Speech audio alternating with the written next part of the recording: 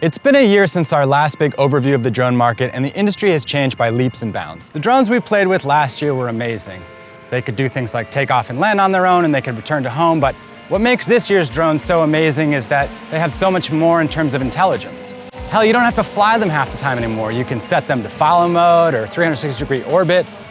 It's a flying camera, right? So fundamentally what you want to do is get it in the air, and then you let it worry about capturing the perfect shot. Last year we spent a lot of time struggling with assembly. There were rotors that we couldn't attach and batteries that had loose wires. This year all the best drones have really tightened up that process. The batteries snap into place easily and the rotors are self-tightening. That means it's no longer about struggling when you get it out of the box, but how it flies in the air.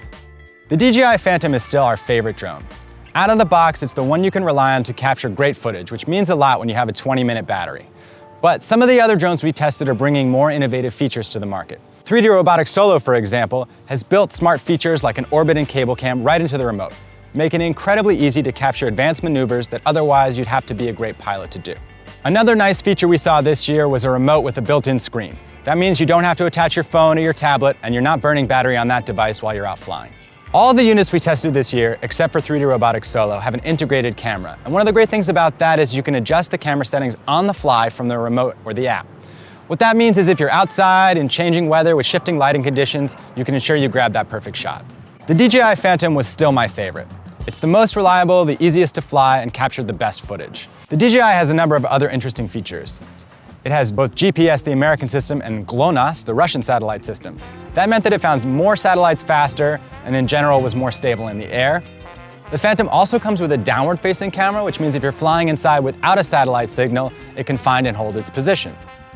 The Phantom offers the ability to live stream to YouTube, and while it's not perfect yet, it's really promising.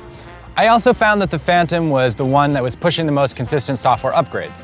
Out of the box, it couldn't do things like follow me or orbit mode, but DJI pushed that, and now those features work. The Phantom is also the only model that comes in a wide range of prices.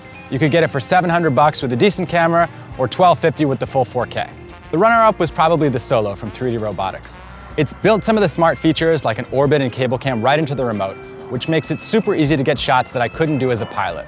The big problem was that the gimbal and the camera, which is a GoPro, were never as reliable. I had problems with shaking and weird shadows, and the colors look washed out. The Typhoon from Yuneec is a great drone, and it has a feature that I love, which is that the screen is built right into the remote. Often when I'm out flying, I have to use my phone, which means I'm burning the battery on my principal device just because I'm up in the air. Typhoon has a great camera, beautiful bold colors and crisp picture. The problem is that the digital stabilization adds a weird jello-y shake to the image. The Chroma is basically the same drone as the Typhoon with a few small modifications. It has the same great remote with the screen built in.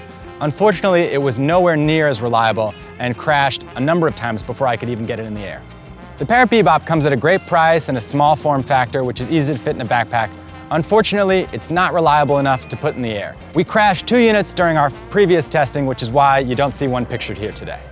The big difference was that the DJI Phantom was the most reliable when it came to how it flew and the quality of the footage it could capture.